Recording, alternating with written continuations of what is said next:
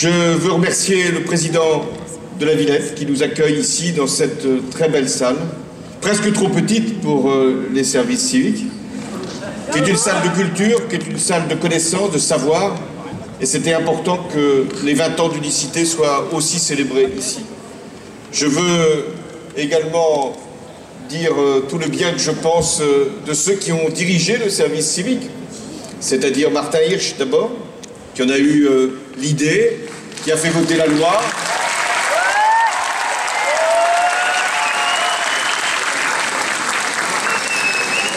Aujourd'hui, François Chérec, qui,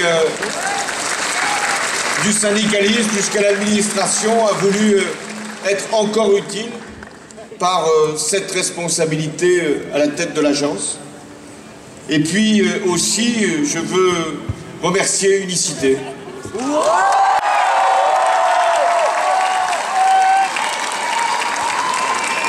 Parce que cette initiative qui était née il y a 20 ans a finalement produit le service civique, a encadré le service civique, a organisé le service civique.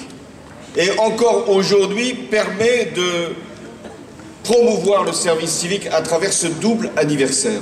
Les 20 ans d'unicité et les 5 ans du service civique. C'est une belle idée, c'est la vôtre, d'être utile à votre pays et à vous-même. Il fallait y songer.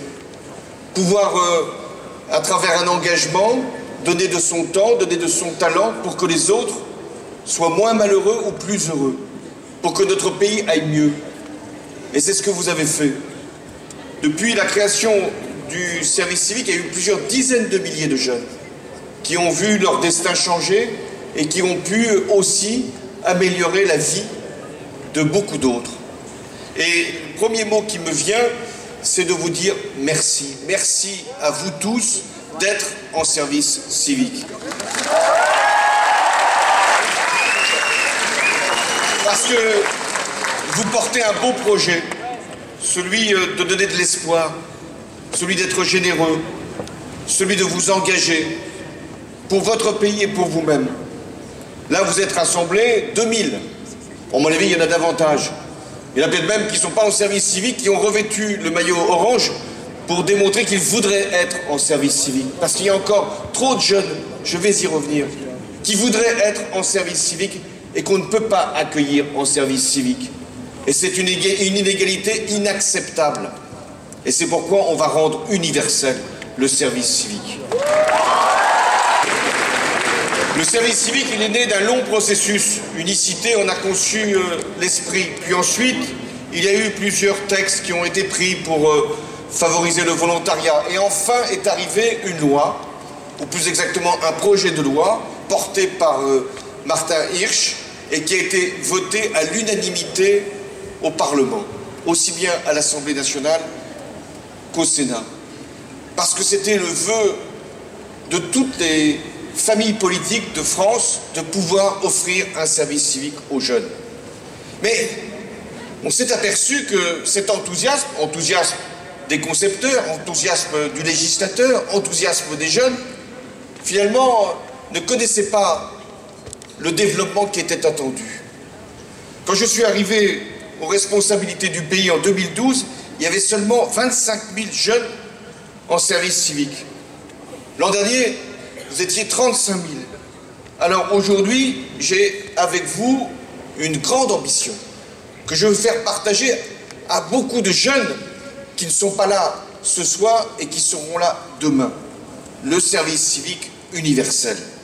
Je ne veux pas qu'un jeune qui se dit prêt à donner son temps, un moment de sa vie pour être utile, se voit une nouvelle fois refusé comme candidat pour cette belle mission. En lui disant qu'on n'a pas besoin de lui, qu'il faut attendre, qu'il n'y a pas de place, mais si, il doit y avoir toujours une place et une solution et une mission pour tout jeune qui veut s'engager dans le service civique. Mais un service civique universel, ce n'est pas un service obligatoire.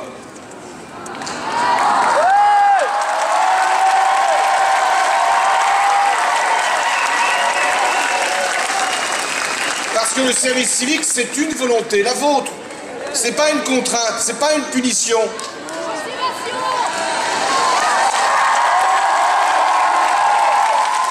Le service civique, c'est un engagement, c'est pas une corvée. Et l'engagement, ça se résume à un très beau mot, le vôtre, volontaire.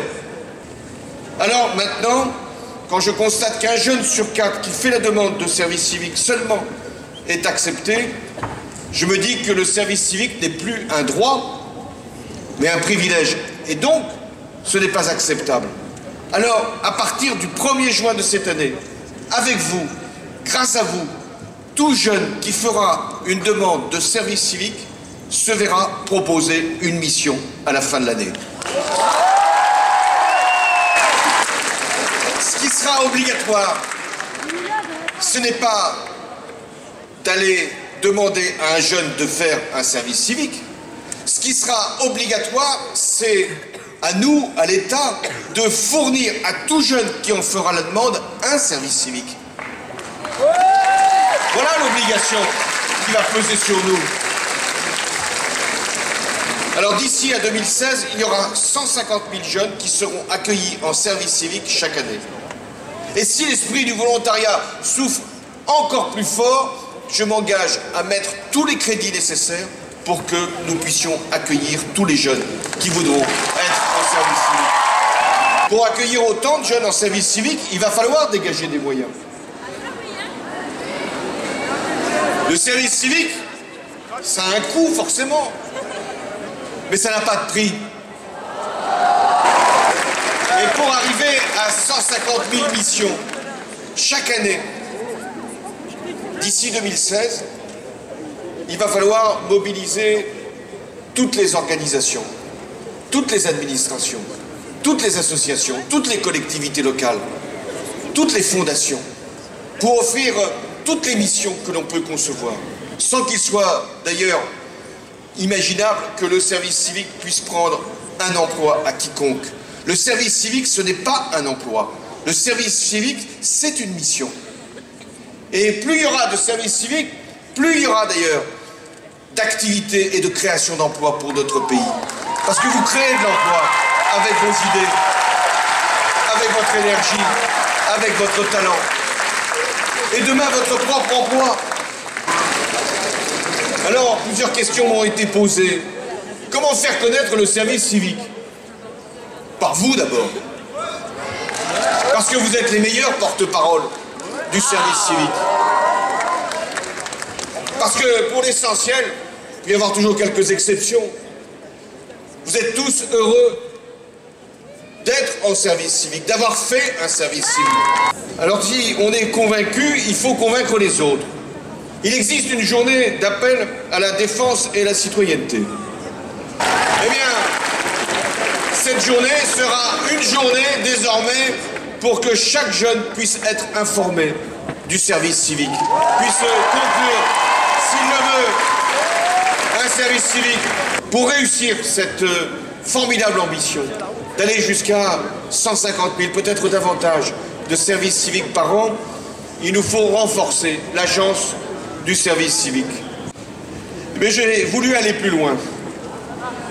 Il y aura toute une promotion de l'École nationale d'administration qui sera chargée dès septembre prochain de la montée en régime du service civique sur l'ensemble du territoire. Pourquoi les élèves de l'ENA? Parce qu'ils sont là pour servir l'intérêt général. Eh bien, ils doivent être les premiers à montrer l'exemple et à s'investir pour cette grande cause nationale et à être les administrateurs du service civique. Et je veux que cette ambition puisse être étendue à toutes les grandes écoles de la République. Que ces grandes écoles nous disent comment elles peuvent s'impliquer davantage, être davantage au service de la société. Je pense à la Polytechnique, les écoles normales supérieures.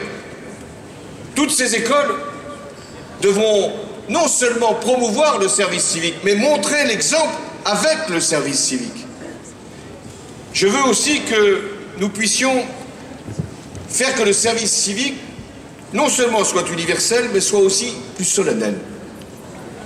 Parce qu'un droit sans symbole, ce n'est rien de plus qu'une mesure, qu'un dispositif, qu'une procédure. C'est pas ça le service civique. Le service civique, c'est un service pour la République. Alors, la République organisera un jour par an une cérémonie, ça sera le 10 mars, date anniversaire de la loi qui a créé le service civique. Ça sera dans les préfectures et il y aura une réception en l'honneur des jeunes qui auront accompli un service civique dans l'année. Une attestation leur sera fournie, l'attestation du service civique. Il m'a été dit tout à l'heure, est-ce que les jeunes en service civique pourraient aussi avoir un certain nombre de droits? Alors je me suis dit, la carte d'étudiant, elle est bien fournie aux étudiants. Eh bien la carte d'étudiant, elle sera fournie à tous ceux qui sont en service civique. Solennel, et je dis, parce que le 14 juillet défilent sur les Champs-Élysées les militaires qui se sont engagés pour défendre la France. Eh bien le 14 juillet, avec les militaires, il y aura aussi des jeunes du service civique qui défileront. Parce que c'est la reconnaissance, c'est la gratitude, c'est la fierté. Parce que c'est le mot qui me vient à la bouche quand je vous vois dans toute votre diversité, dans vos parcours, de toutes vos couleurs, même si l'orange est dominant, je dois le concevoir. Quand je vous vois aussi nombreux, aussi heureux d'être en service civique, je suis fier de vous. Comme président de la République, je suis fier de vous. Alors je sais ce que l'on dit de la jeunesse parfois. On dit qu'elle serait sans idéal, sans envie, sans projet. Mais vous démontrez le contraire. Et c'est ce qu'on a toujours dit de la jeunesse, à toutes les époques. Alors, je sais que la jeunesse, elle est notre avenir, tout simplement. Elle est notre force, elle est notre espoir. Il y a eu aussi cette belle idée que j'ai reprise dans La France s'engage et que j'aurai encore à déployer. Ces grands chantiers où on peut faire en sorte que de grandes associations qui utilisent le numérique puissent être utiles, là aussi, à l'ensemble de notre pays.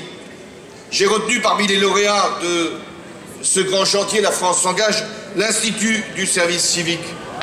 Parce qu'il a accompagné beaucoup de jeunes, 400 déjà, ils seront 1000 en 2017, pour leur donner une formation supplémentaire, un accès spécifique, pour qu'ils puissent finalement, après, reprendre le chemin vers l'université, vers les grands instituts, vers les grandes écoles, comme une forme de classe préparatoire, mais où on sait que grâce au service civique, finalement, on aura des droits supplémentaires à faire valoir, parce qu'on aura une expérience, parce qu'on aura montré qu'on aimait les autres, parce que c'est ça, la belle idée du service civique, aimer les autres.